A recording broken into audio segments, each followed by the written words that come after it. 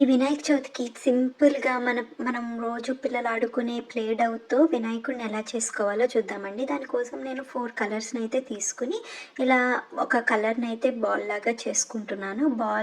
అది blue colour దాన్ని బాల్‌లా చేసుకొని, ఇలా ఇంకా ఇంకొక దాన్ని ఆరెంజ్ దాన్ని ఏంటంటే లెగ్స్ కోసం అని చెప్పి అలా చేసుకున్నానండి. స్ట్రెయిట్‌గా చేసుకొని లెగ్స్ లాగా పెట్టుకున్నాను.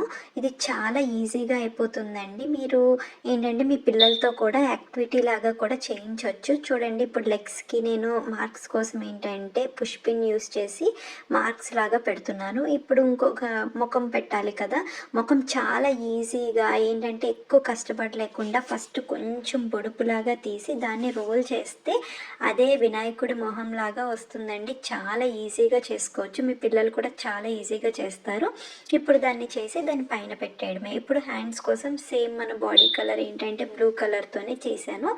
సో, ఏంటంటే దానికి 2 లాంగ్‌గా చేసుకొని అటాచ్ చేశానండి. ఒక రైట్ హ్యాండ్ అయితే మాత్రం అందులో ఏంటంటే ఆశీర్వదిస్తున్నట్టు, లెఫ్ట్ హ్యాండ్‌కేమో చేతిలో కుడుము ఉంటున్నట్టు పెట్టాను ఉండ్రాళ్ళు.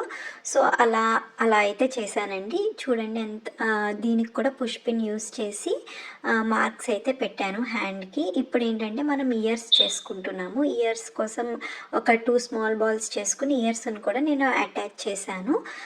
అటాచ్ చేసిన తర్వాత ఇంకా ఏంటంటే మనము నీట్‌గా అటాచ్ చేసుకోవాలండి. ఎటు ఊడకుండా. సో, ధ్వజం కూడా రెడీ చేస్తున్నాను. చాలా సన్నగా చేయాలండి ఇది. ఇలా సన్నగా చేసి ఇలా ఏంటంటే మన నెక్ దగ్గర నుంచి అలా పెట్టుకుంటే చాలా బాగుంటుంది. ఉండ్రాల కోసం కూడా నేను ఒక రౌండ్ లాగా చేసి పెట్టాను. ఇప్పుడేంటంటే వినాయకుడికి కిరీటం అనేది చేస్తున్నానండి. కిరీటం కోసం నేను ఏంటంటే ఒక బర్గండి కలర్ తీసుకున్నాను. దాన్ని ఏంటంటే కొంచెం సన్నగా పొడుగ్గా చేసుకొని వినాయకుడి ముఖం పైన కిరీటంలాగా పెడుతున్నాను. చాలా ఈజీగా అయిపోయింది చూసారా. ఇంకా ఇప్పుడు సేమ్ ఆరెంజ్ కలర్‌తో వినాయకుడికి బొట్టులాగా పెడుతున్నాను. ఇంకా ఏంటంటే ఐస్ కోసం బ్లాక్ కలర్ తీసుకున్నానండి. బ్లాక్ కలర్ తీసుకొని రౌండ్స్ పెట్టాను. చాలా ఈజీగా అయిపోయింది కదా! అంతేనండి. చాలా ఈజీగా అయిపోతుంది. మీ పిల్లలు కూడా చాలా ఈజీగా చేస్తారు. ఇప్పుడు వినాయకుడు అలా కింద ఉన్నారు కదా! సో, వినాయకుడి కోసం మనం ఏంటంటే ఒక పీటలాగా చేసుకుందాము. ఆ పీట చేసుకోవడానికి ఏంటంటే గ్రీన్ కలర్ యూజ్ చేసి ఆ పీట చేసేసి దానికి మరి లెగ్స్ కూడా పెట్టాలి కదా! అలా లెగ్స్ కూడా పెట్టానండి. అలా లెగ్స్ పెట్టిన తర్వాత ఏంటంటే 4 లెగ్స్ చేశాను. 4 లెగ్స్ ఈక్వల్‌గా చేసుకొని ఈక్వల్‌గా అటాచ్ చేసేసుకున్నాను. అలా అటాచ్ చేసిన తర్వాత మనం చేసుకున్న వినాయకుడు ఉన్నారు కదా!